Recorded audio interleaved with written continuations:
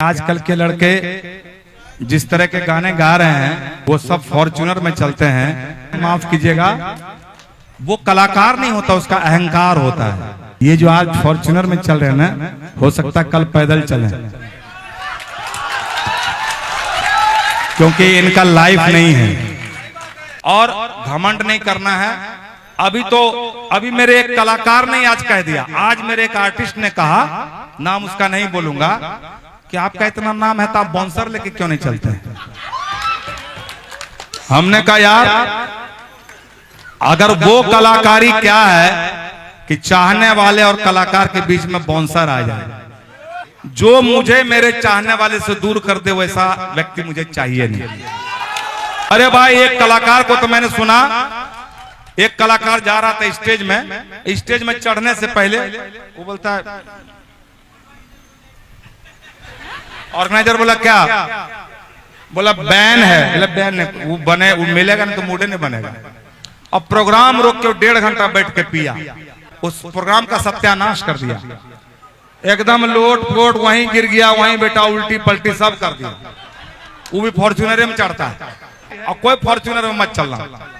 Fortuner का पैसा जब हो जाए तो सब मिलके जमा करके एक आध फैक्ट्री कहीं खोलेंगे। हमारे दिमाग में रहता है जिस दिन फॉर्च्यूनर का पैसा हो जाए या उतना पैसा हो जाए, उतना पैसा में गांव में फैक्ट्री खोल देंगे, साबुन की फैक्ट्री, चाहे पापड़ की फैक्ट्री, चाहे अचार की फैक्ट्री, उसमें 150 लोग जिएंगे। मैं ये सोचता हूँ, लोगों को रोजगार देना है। हमारा बिहार रोजगार के मामले में पीछे है। और मैं बल्कि फॉर्च्यूनर में चढ़ के आपको नहीं दिखाना कि मैं बहुत बड़ा कलाकार हूँ।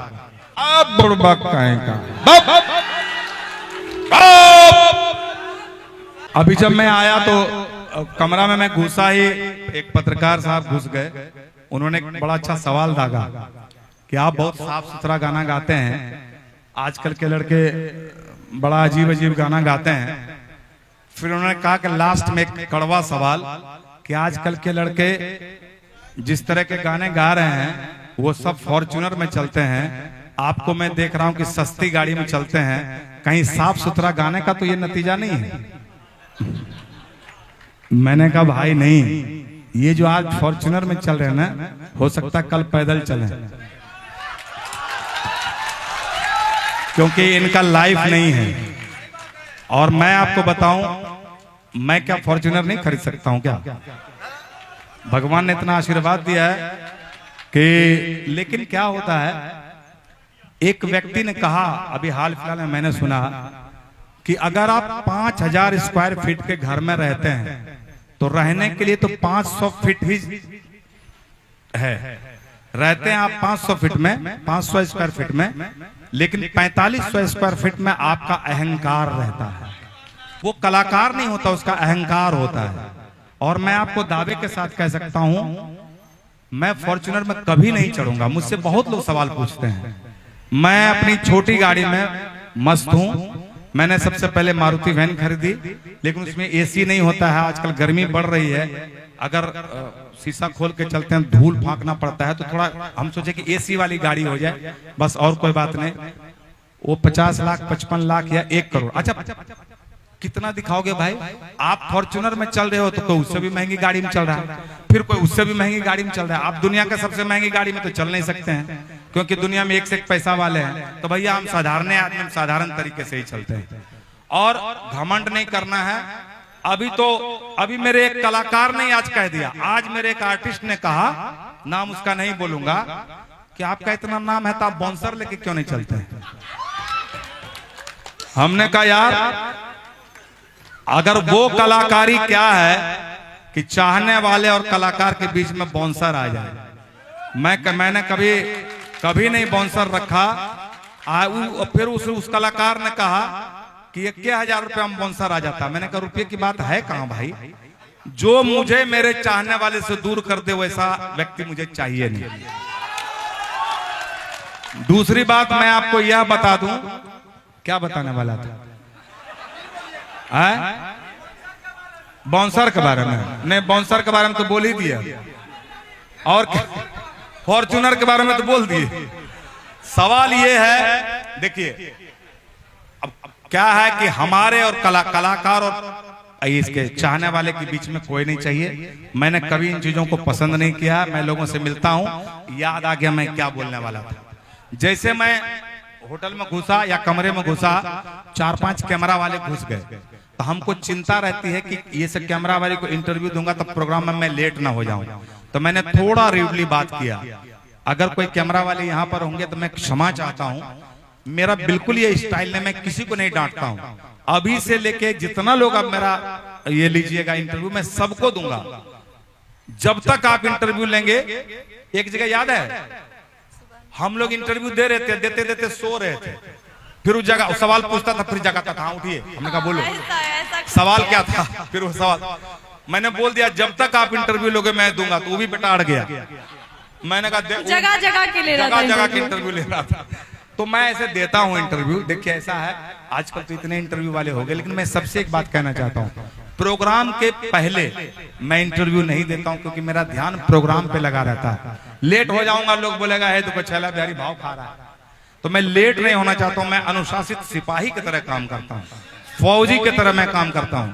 अरे भाई, एक कलाकार को तो मैंने सुना, एक कलाकार जा रहा था स्टेज में चढ़ने से पहले वो बोलता है, ऑर्गेनाइजर बोला क्या, बोला बैन है। बोला बैन नहीं, वो बने, वो मिलेगा नहीं तो मूडे नहीं बनेगा। अब प्रोग्राम रोक के 1.5 घंटा बैठ के पिया, और 1.5 घंटा बैठ के पिएगा तो क्या गाएगा। उसके बाद मेरा नंबर था पिछले बार दुर्गा पूजा में, उस प्रोग्राम का सत्यानाश कर दिया। एकदम लोट पोट वहीं गिर गया, वहीं बेटा उल्टी पलटी सब कर दिया। वो भी फॉर्च्यूनर में चढ़ता है, क्या करेगा ऐसा फॉर्च्यूनर लेकर भाई। फॉर्च्यूनर में उल्टी करने के लिए फॉर्च्यूनर लेगा लोग।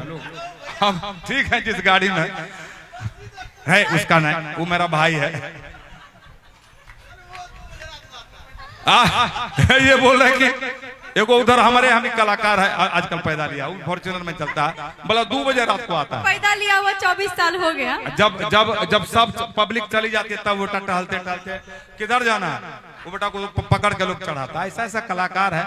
तो उसका मैं सबको प्रणाम करता हूँ। और मेरा अपना परफॉर्मेंस देखा, उम्र का अंदाजा लगाइए। आप में से बहुत सारे ऐसे बच्चे होंगे, जब से मैं गाना गा रहा हूँ आप पैदा भी नहीं होंगे बहुत सारे बच्चे।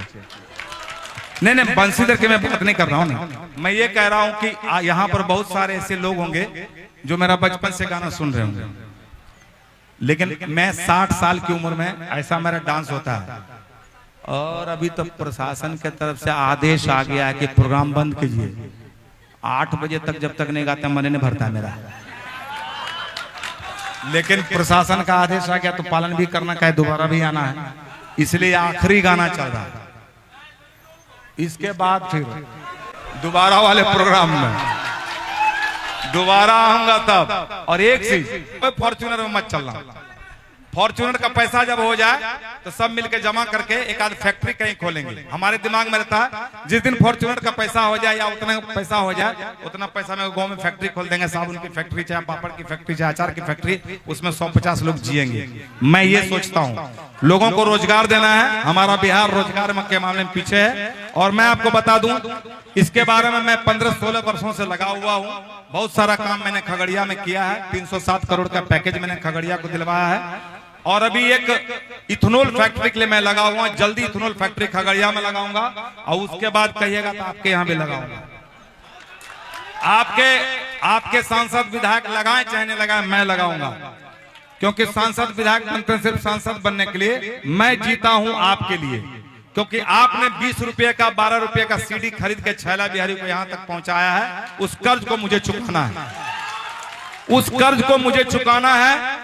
बल्कि फॉर्च्यूनर में चढ़ के आपको नहीं दिखाना कि मैं बहुत बड़ा कलाकार हूं। जिस दिन बिहार में आपके लिए रोजी रोजगार की व्यवस्था हो जाएगी ना, उस दिन लगेगा कि हमारा जीना सार्थक हो गया। इसके लिए हम लोग जी रहे हैं, प्रयासरत हैं।